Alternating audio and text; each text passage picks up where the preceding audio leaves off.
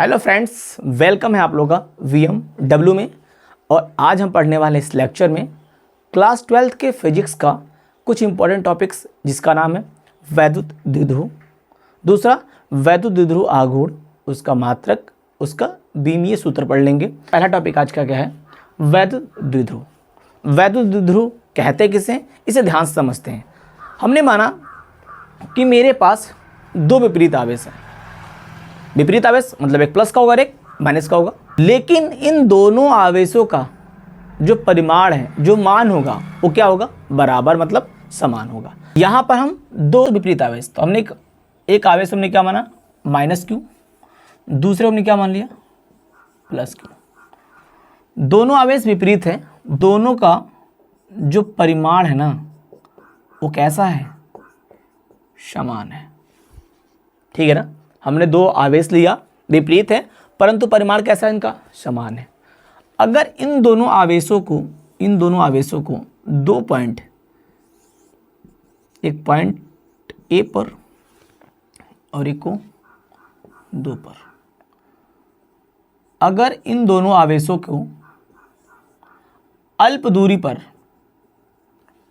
रख दिया जाए, इसके बीच की अल्प दूरी क्या है? 2l। क्या है? 2l। यदि इन दोनों आवेशों को अल्प दूरी पर रखने से एक निकाय का निर्माण होता है। ये क्या है? ये आपका क्या है? ये निकाय है, निकाय है। और इसी निकाय को हम क्या बोलेंगे? वैद्युत द्विध्रुव। आई बात समझ? हमने परिमाण में समान परंतु दो विपरीत आवेश लिया और इन दोनों विपरीत आवेश को एक अल्प दूरी पर रखा। अल्प दूरी पर रखने से हमको एक निकाय का निर्माण होता है। उसी निकाय हम क्या बोलेंगे? वैद्युत द्विध्रुव। चलिए इसका परिभाषा देखते हैं, कैसे लिखेंगे।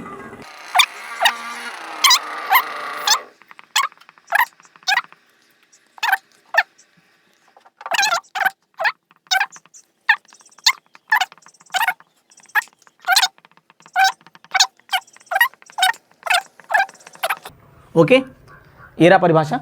जैसे मैंने समझाया है बिल्कुल वैसे परिभाषा लिखाया है।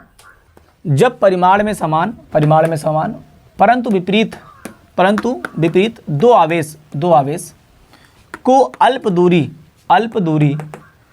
पर रखने से एक निकाय का निर्माण होता है। एक निकाय का निर्माण होता है जिसे वैद्युत द्विध्रुव कहते हैं।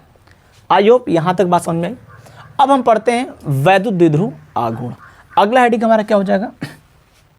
वैद्युत द्विध्रुव आघूर्ण। इसी के साथ में एक शायरी कि तोड़ना है हर पिंजरा मेरी उड़ान अभी बाकी है, कि तोड़ना है हर पिंजरा मेरी उड़ान अभी बाकी है, मंजिलें जमी भर नहीं आसमान अभी बाकी है, लहरों का थमना नहीं समुंदर की बेबसी, लहरों का थमना नहीं समुंदर की बेबसी, बाहर खामोशी सही भीतर कई तूफान अभी बाकी है, बाहर खामोशी सही भीतर कई तूफान अभी बाकी है। तो ये बहुत सारे तूफान हैं। आप लोग 12th में हो, तूफान ये है कि मुझे 12th में 4 देना बढ़िया, 90% से ऊपर नंबर लेके आना है आपको। ओके, चलिए हम अपने टॉपिक को आगे बढ़ाते हैं।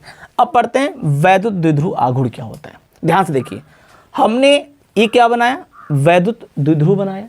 ठीक है, अगर हम इन दोनों आवेशों में से कोई एक आवेश ले लें, हमने कोई एक आवेश ले लिया, ठीक है, और इनके बीच की जो दूरी है वो क्या है? 2l। और इनको मैं क्या कर दूं? गुणा कर दूं, तो जो वैल्यू आएगी वही क्या कहलाएगी? वैद्युत द्विध्रुव कहलाएगी। समझ में आई बात?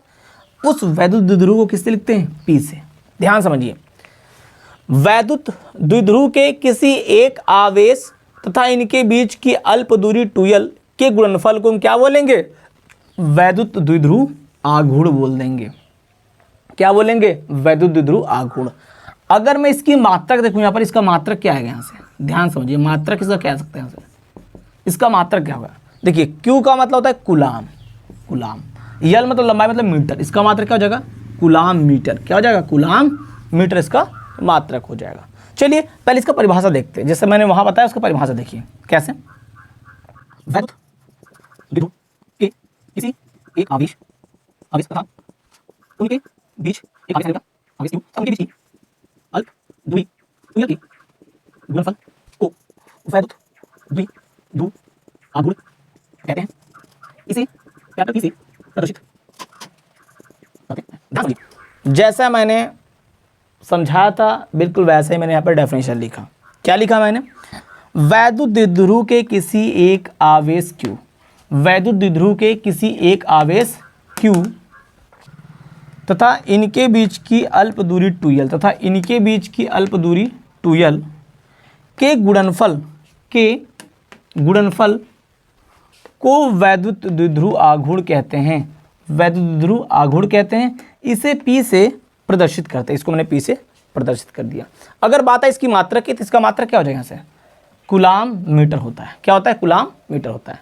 चलिए अब हम देखते हैं क्या वैद्युत द्विध्रुव आघूर्ण का सूत्र हो गया, मात्रक हो गया। अब हम देख लेते हैं क्या इसका बीमीय सूत्र। तो ध्यान से देखिए, यहां से वैद्युत द्विध्रुव आघूर्ण का बीमीय सूत्र। पहले फार्मूला लिखते क्या है? P बराबर Q इंटू 2L। ठीक है, P का बीमा, Q क्या होता है? आवेश का होता है AT बीमीय सूत्र, इंटू L, L क्या हो जाएगा? L हो जाएगा। और ये 2 क्या है? 2 हमारा बीमाहीन राशि होता है, तो इसका कोई मतलब नहीं है। इसका बीमीय सूत्र क्या हो जाएगा? LTA। दिस सीक्वेंस में सबसे पहले L आता है, फिर T आता है, फिर क्या आता है? A आता है। ओके, तो यहाँ से हमारा ये बीमीय सूत्र का आंसर निकल गया। तो यहाँ पर हमने क्या क्या देखा, फिर से बार समझ लेते हैं। वैद्युत द्विध्रुव हमने क्या समझाया था कि हमने दो आवेश लिया जिसका परिमाण समान है परंतु विपरीत आवेश है। इन दोनों आवेशों को हमने अल्प दूरी पर रखा तो हमको एक निकाय मिल गया। उस निकाय को हमने क्या बोला? वैद्युत द्विध्रुव बोल दिया। डेफिनेशन से बिल्कुल यहाँ पे लिखा हुआ है। फिर हमने क्या देखा? वैद्युत द्विध्रुव हमने आघूर्ण को देखा। हमने क्या बताया था कि वैद्युत द्विध्रुव के किसी एक आवेश को ले लेते हैं और इनके बीच की अल्प दूरी 2L को ले लेते हैं और इनको क्या करते हैं? गुणा कर देते हैं। गुणनफल करने से जो मान मिलता है उसे हम क्या बोलेंगे? वैद्युत द्विध्रुव आघूर्ण। तो परिभाषा भी इसको मैंने ऐसे लिखा और इसको किससे लिखते हैं? P से लिखते हैं। ओके, इसकी मात्रा की बातें करूँ तो यहाँ से ध्यान से देखिए, इसकी मात्रा की बात करूँ, Q का मतलब आवेश, आवेश का मात्रा क्या होता है? कूलाम। यहाँ पर L मतलब लंबाई होती है, लंबाई की मात्रा मीटर होता है, तो कूलाम मीटर इसका मात्रक हो जाता है। अब आइए देखते हैं कि इसका बीमीय सूत्र क्या होता है। तो भाई पहले चीज़ तो हम फार्मूला लिख लेंगे कि P का फार्मूला होता क्या है। अब P का बीमा जब लिखेंगे तो पहले Q का बीमा लिखेंगे, फिर L का बीमा लिख देंगे। अब इन दोनों को मर्ज कर देंगे। तो मर्ज जब करते हैं तो पहले L आता है, फिर T आता है, फिर A आता है।